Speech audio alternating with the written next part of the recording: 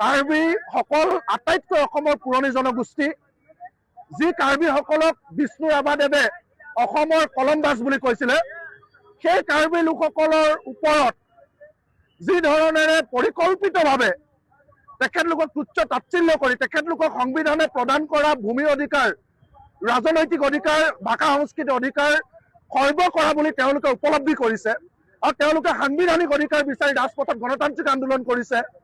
সেই আন্দোলনৰ ওপৰত পৰিকল্পিতভাৱে যি আক্ৰমণ চলিছে সেয়া কেতিয়াও সহ্য কৰা নহ'ব। আপোনালোক সকলোৱে জানে যে কাৰ্বিসকল অসমীয়াৰ ভাই ভাই। আমি আজিৰ দিনটোত অসমীয়া জাতি গঠন প্ৰক্ৰিয়াৰ বৰঘৰ স্বৰূপ শিৱসাগৰৰ ভূমিত থিয় হৈ সেই কাৰ্বি ভাই ভনীসকলক আশ্বস্ত কৰিব বিচাৰিছো যে আপোনালোক অকলশৰীয়া নহয়, আপোনালোক অসমীয়া জাতিৰ অবিচ্ছেদ্য অংগ আৰু আপোনালোকৰ ওপৰত আক্ৰমণ আমি কেতিয়াও মানি নলওঁ, আমি সহ্য নকৰোঁ। হয়, কাৰ্বিসকল তেওঁলোক জনগোষ্ঠীয়ভাৱে কাৰ্বি, কিন্তু জাতি হিচাপে তেওঁলোক অসমীয়াৰ অবিচ্ছেদ্য অংগ। আৰু তেওঁলোকৰ ওপৰত যি চাইনিজ কাৰ্বি গো বেক বুলি একাংশই তেওঁলোকক এনেকৈ তুচ্ছ তাচ্ছিল্য কৰা, শ্লোগান দিয়াৰ ধৃষ্টতা দেখুৱাইছে, তেওঁলোকক অনতিবিলম্বে গ্ৰেপ্তাৰ কৰিব লাগিব।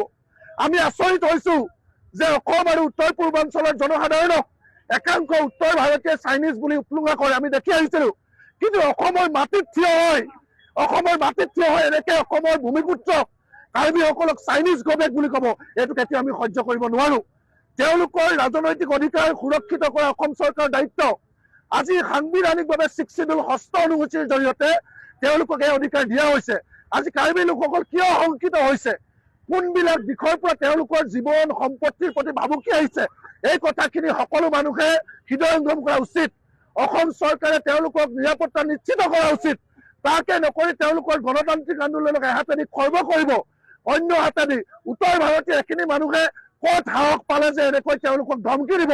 গতিকে অসম চৰকাৰলৈ স্পষ্ট বাৰ্তা, যদি আপোনালোকে Chinese go back, Karbi go back বুলি কোৱা সেই কালপিতবিলাকক গ্ৰেপ্তাৰ নকৰে, তেতিয়াহ'লে আমি বুজিম ক'ৰবাত নহয় ক'ৰবাত অসম চৰকাৰে পিছফালেদি তেওঁলোকক সহযোগ কৰিছে।